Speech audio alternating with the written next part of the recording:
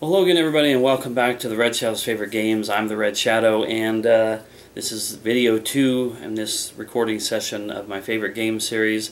I don't think I mentioned in the last one that I'm kind of reaching near the end of this series.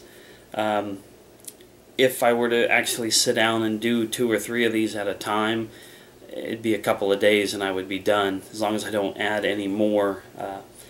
I have added a few here recently, but just because something comes up and I remember another game that I really enjoyed, which is the case in this video, Segue. Today I'm talking about a game that was recently on a YouTuber's channel that I really enjoy, named Metal Jesus Rocks, and he does a lot of series of what he calls hidden gems for different consoles, old and new. And he's in the middle of a 3-part series on Xbox 360 hidden gems. And he mentioned this game, I believe in the second one, but maybe in the first, I don't recall on that part. And I thought, you know what, I really enjoyed this game. It's up there close to Red Dead Redemption in terms of the games I played in the first year of owning a 360, where I was like, wow, this game just blew me away. But anyway, the game in question here is Enslaved, Odyssey to the West. This is a special Walmart version. It had an exclusive Classic Monkey DLC code. Monkey is the gentleman that you see on the cover here, and this lady behind him here is Trip. And this game tells a story about a journey that these two characters must play. Here's a little bit from the back of the game case. 2 lives, 2 fates, 1 legendary journey. Play as Monkey, a strong, brutish loner who must work with a tech-savvy partner, Trip, as they traverse a rough, post-apocalyptic landscape and survive a perilous journey home. I mean, that's all that it has on there to really read from, but Metal Jesus Rock struck upon something that I didn't really give much thought to with this until he mentioned it, and that's that in a way this story is similar in some concepts, and you'll have to let me explain this once I say this, but it's similar to The Last of Us.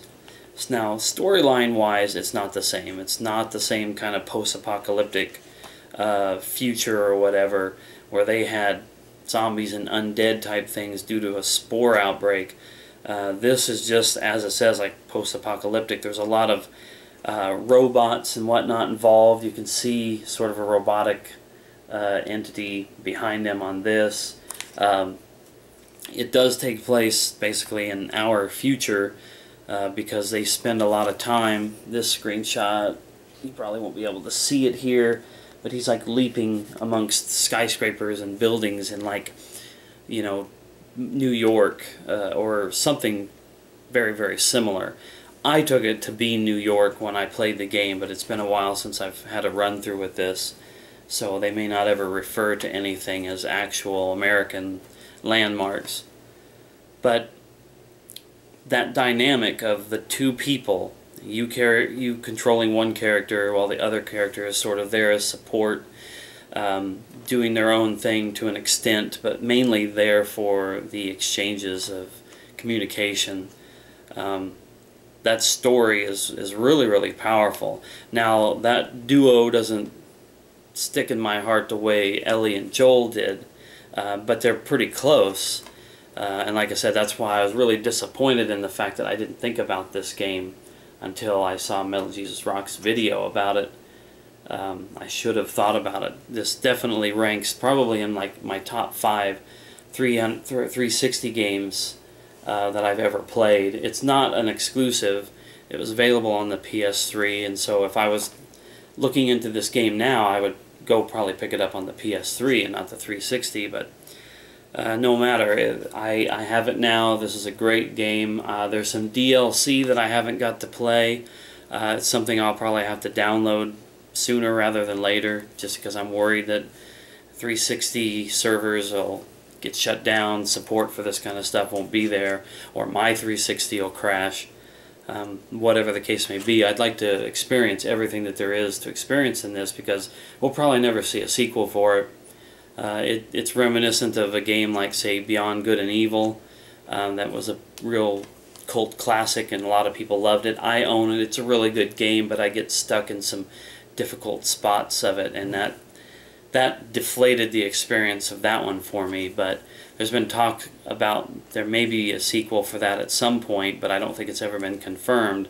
And it's because, like this, it just doesn't have the sales that the companies need to greenlight a sequel. But this game, if you can find it, I don't think it would be too expensive. Pick it up for the 360 or the PS3. Check it out. If you like Last of Us, if you like stuff along that lines, cinematic action games with basic combat and whatnot, and a really powerful and driving storyline, check out Enslaved: Journey to the West. I didn't want to forget this. I do have my strategy guide for this, Brady Game Strategy Guide for Enslaved: Journey to the West, or Odyssey to the West, excuse me. So check the game out if you get a chance, and stay tuned for the next video I'm about to record. Thanks a lot for watching, and we'll see you then.